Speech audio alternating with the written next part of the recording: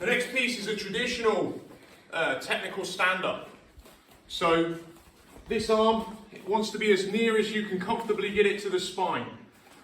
People have flexibility issues. My groins are quite tight. So the key part again is that this leg, really make it narrower if you need to. I want this knee to be able to be on the ground, because this position should never change. So if George came up to me and started trying to wrap my legs, we've covered this before, but if he tries a leg wrap pass, it should be very hard for him to get under that knee. If I'm in a more traditional half guard, he can begin to lift that knee up. And I also, with this traditional butterfly guard, or what seems to become traditional butterfly guard, I can't kick this leg very easily from the bottom. I can't do the other technical stand-up. I only have one technical stand-up from here, which is basically taking this leg back. Does that make sense? I can only get up the way I've just shown you. So if I have my legs like this, one, it's hard for George to wrap. So if he tries to wrap, come and do the wrap again. And I want it to be turning all the time into this. Yeah, it's hard for him to wrap.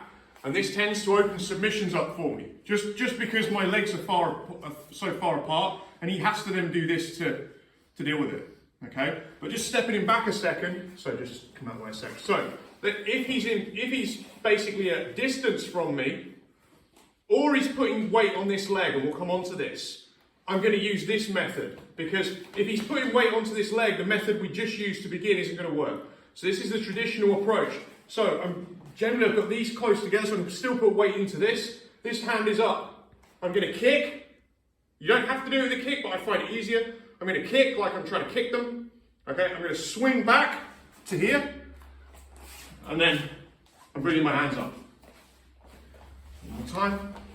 So I'm here. I make sure that in this situation, this leg isn't too wide, that this knee's going to struggle to move, right? So it's kind of narrow. This is narrow. And also by having this leg long, I can kick further. If I kick this short, it's actually harder for me to get up. So I want to be able to kick correctly. Again, this is easier when you're doing this if you turn this shoulder in. So we're keeping that shoulder over that leg, just like in standing. One time.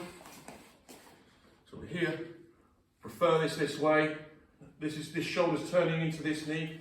I kick, come up. And get my hands up. Yep. Let's give it a go.